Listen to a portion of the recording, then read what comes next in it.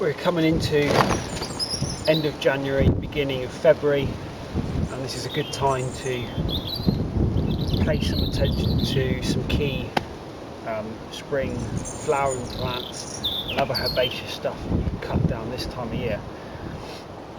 The first one we'll look at is the Hellebores. Most of these are coming into flower now. Some of these in my garden have been flowering since before Christmas.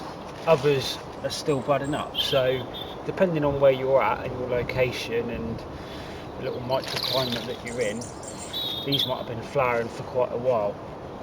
What we do need to do this time of year is to take off all of last season's leaves. One, because they're getting old and tatty now, but also that it helps to show off the flowers more, particularly here where they die in amongst all the snowdrops. And all we're going to be doing is literally taking off the old flower, the old leaf stems down as far as we can go, as far as you can be bothered to go, really. To help show off the flowers. A very hard working plant, Hellebores. You get a lot for your money. Some may say they're a bit boring, but if it's bang for your buck, if you want, you cannot go wrong with Hellebores, because it's colour this time of year and there ain't much else about.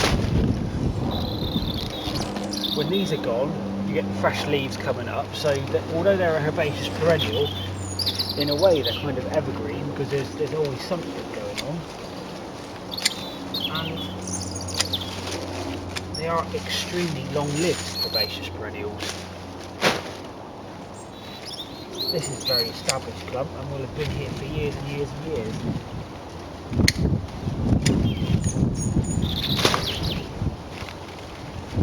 So you can see how stripping off the old leaves, just tidying the plant up, now shows off all the flower heads so you can really appreciate them for what they are.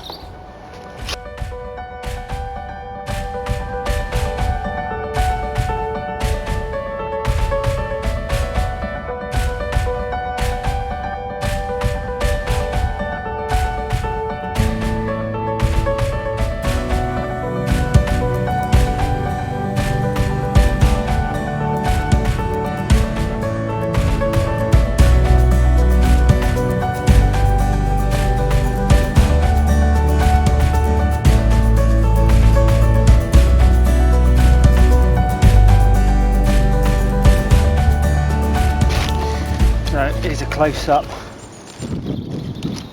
Keep an eye on the flower stalks because you don't want to nip they off, but it's fairly easy to tell the tell the difference.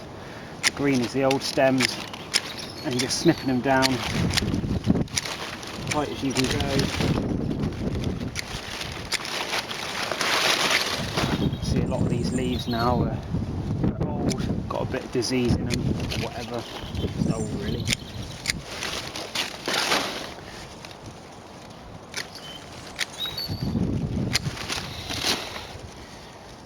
Not a bad job to do on a nice day.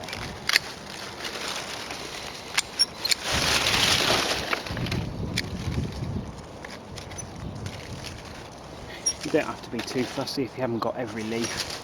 So, a couple of tips, what I found from experience with these.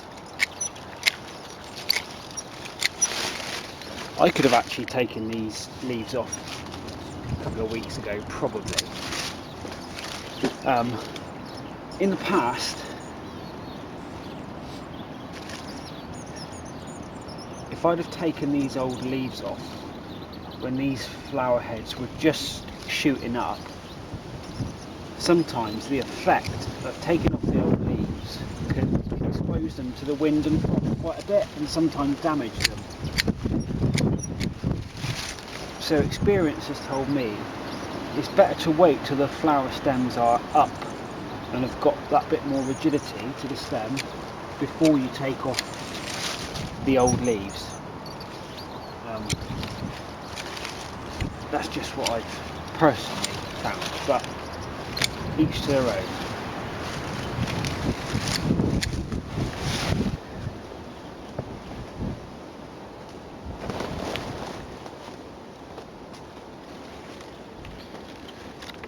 Now, one of the things that the gardening world is guilty of, I think, personally, is giving conflicting advice and sometimes just being too damn fussy and following this. There's too many rules in gardening. You should do this, you shouldn't do that, which puts people off doing it. It scares people from doing things when there's no need to. And one of the things people can get really fussy about is what goes in the compost heap. Now, with hellebore leaves, these are the old leaves that we've just cut off.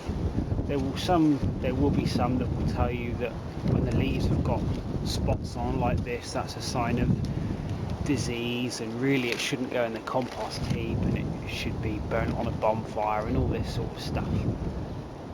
Personally, I think it's a load of rubbish, and life is far too short and your time is far too precious to be sorting out your hellebore leaves to try and identify ones that have got disease and then putting them in a different place from the ones that haven't got disease. Life is too short, too complicated. I chuck it all on the compost heap. That's where it goes, and that is where it stays, and I've never had a problem.